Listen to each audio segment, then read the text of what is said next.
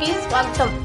పండిట్ జవహర్లాల్ నెహ్రూ 135వ జయంతి సందర్భంగా జిల్లా కాంగ్రెస్ పార్టీ ఆధ్వర్యంలో నెల్లూరులోని మద్రాసు బస్టాండ్ సెంటర్లోని జవహర్లాల్ నెహ్రూ విగ్రహం వద్ద పూలు చెల్లి జయంతిని ఘనంగా నిర్వహించారు. సందర్భంగా జిల్లా కాంగ్రెస్ పార్టీ అధ్యక్షులు చేవూరి దేవకుమార్ రెడ్డి మాట్లాడుతూ, భారతదేశం బాలల దినోత్సవాన్ని పండుగ వాతావరణం జరుపుకుంటుందన్నారు.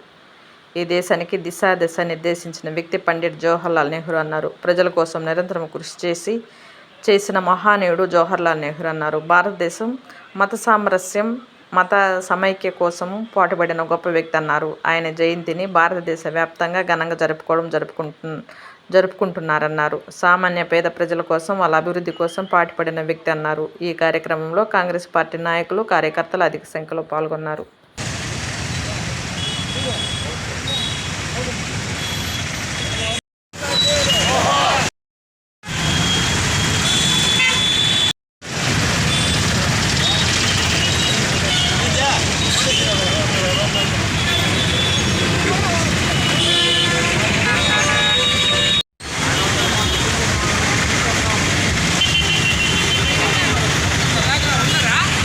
పండిట్ జవహర్లాల్ గారి 135వ జయంతి సందర్భంగా జిల్లా కాంగ్రెస్ పార్టీ ఆధ్వర్యంలో స్థానిక మద్రాసు బస్టాండ్ సెంటర్లో ఉన్న విగ్రహానికి ఘనంగా నివాళులర్పించడం జరిగింది.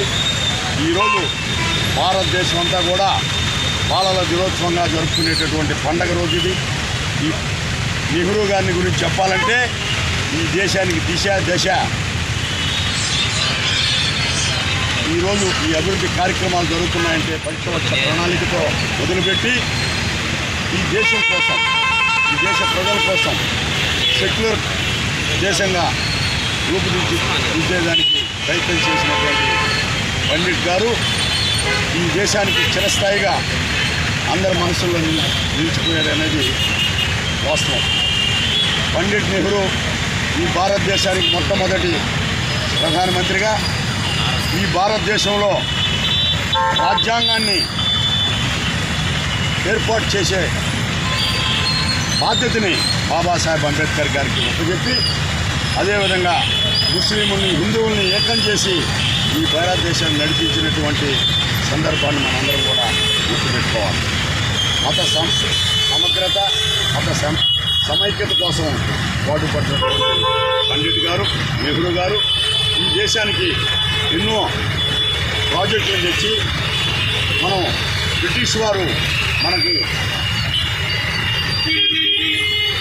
వదిలిపెట్టినటువంటి ఫలాలు ఆనాడు ఎన్నో ప్రాజెక్టులు మనకి వరి ధాన్యాలు పండిన సందర్భంలో, గోధుమలు పండిన సందర్భంలో ఎన్నో ప్రాజెక్టులు ఈ దేశంలో నిర్మించినటువంటి విషయాన్ని మనం గుర్తుపెట్టుకోవాలి. అదేవిధంగా ఈ ఒక్క రోజుని భారతదేశంలో ప్రభుత్వ పరంగా బాలల దినోత్సవంగా జరుపుకొని చాచా నెహ్రూ అని పిలువబడేటటువంటి పండిట్ గారిని ఈరోజు బాలలందరూ కూడా స్కూల్స్లో కానీ, అఫీషియల్గా ప్రభుత్వ రంగ సంస్థల్లో కానీ అన్నింటిలో కూడా జరుపుకోవడం జరుగుతుంది. ఈనాడు అదేవిధంగా ఇందిరాగాంధీ, రాజీవ్ గాంధీ, ఈ కాంగ్రెస్ పార్టీ స్వతంత్ర సమరంలో పాల్గొని మహాత్మా గాంధీ అడుగుజాడల్లో నడిచినటువంటి పండిట్ జవహర్లాల్ నెహ్రూ ఎన్నో సంవత్సరాలు ఆయన దీనిలో మగ్గి ఈ దేశ స్వతంత్రం కోసం పాటుపడేటటువంటి